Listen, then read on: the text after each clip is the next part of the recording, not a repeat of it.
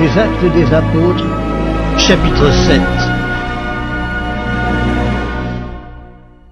Le souverain sacrificateur dit: « Les choses sont-elles ainsi ?» Étienne répondit: « Hommes, frères et pères, écoutez.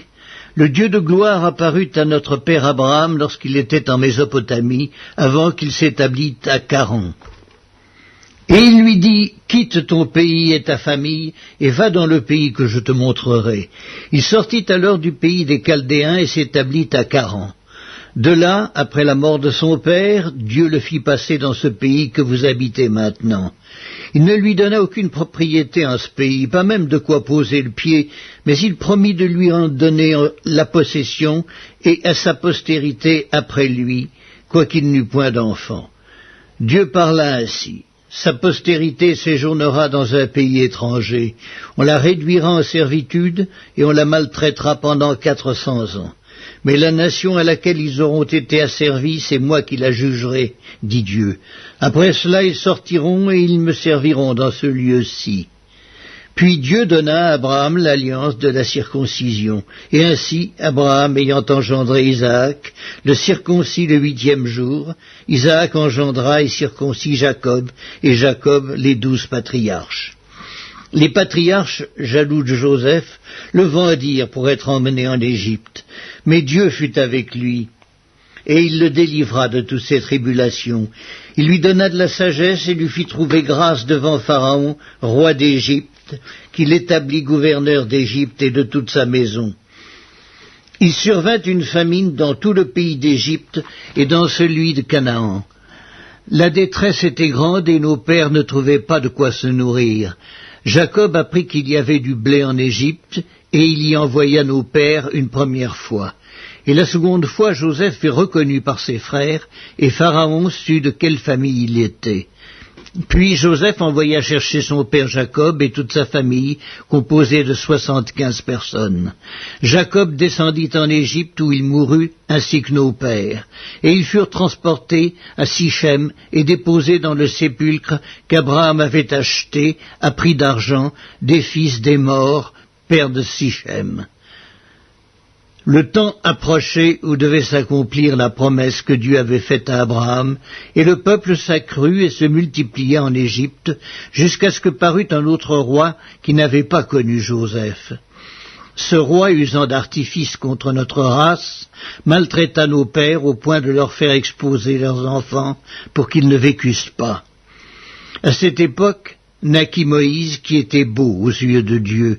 Il fut nourri 3 mois dans la maison de son père, et quand il eut été exposé, la fille de Pharaon le recueillit et l'éleva comme son fils.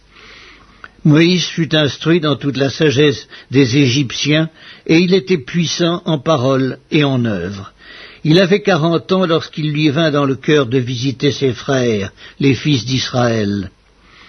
Il en vit un qu'on outrageait, et prenant sa défense, il vengea celui qui était maltraité et frappa l'Égyptien. Il pensait que ses frères comprendraient que Dieu leur accordait la délivrance par sa main, mais ils ne comprirent pas. Le jour suivant, il parut au milieu d'eux comme ils se battaient, et il les exhorta à la paix.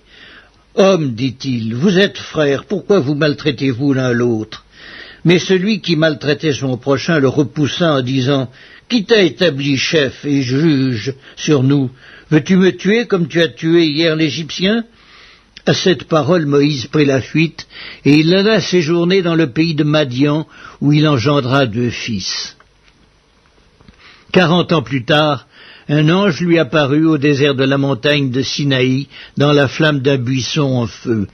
Moïse, voyant cela, fut étonné de cette apparition, et comme il s'approchait pour examiner, la voix du Seigneur se fit entendre.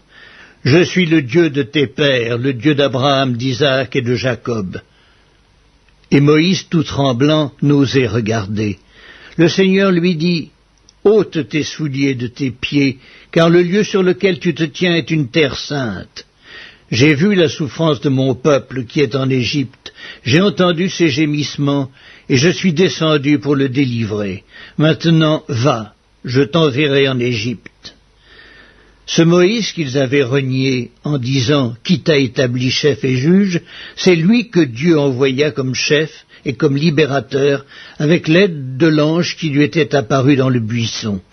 C'est lui qui les fit sortir d'Égypte en opérant des prodiges et des miracles au pays d'Égypte, au sein de la mer Rouge et au désert pendant 40 ans.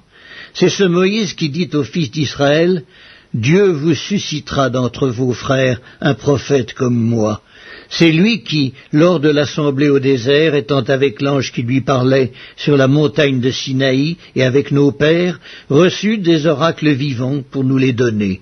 Nos pères ne voulurent pas lui obéir, ils le repoussèrent, et ils tournèrent leur cœur vers l'Égypte, en disant à Aaron, « Fais-nous des dieux qui marchent devant nous, car ce Moïse qui nous a fait sortir du pays d'Égypte, nous ne savons ce qu'il est devenu. » Et en ces jours-là, ils firent un veau, ils offrirent un sacrifice à l'idole, et se réjouirent de l'œuvre de leurs mains.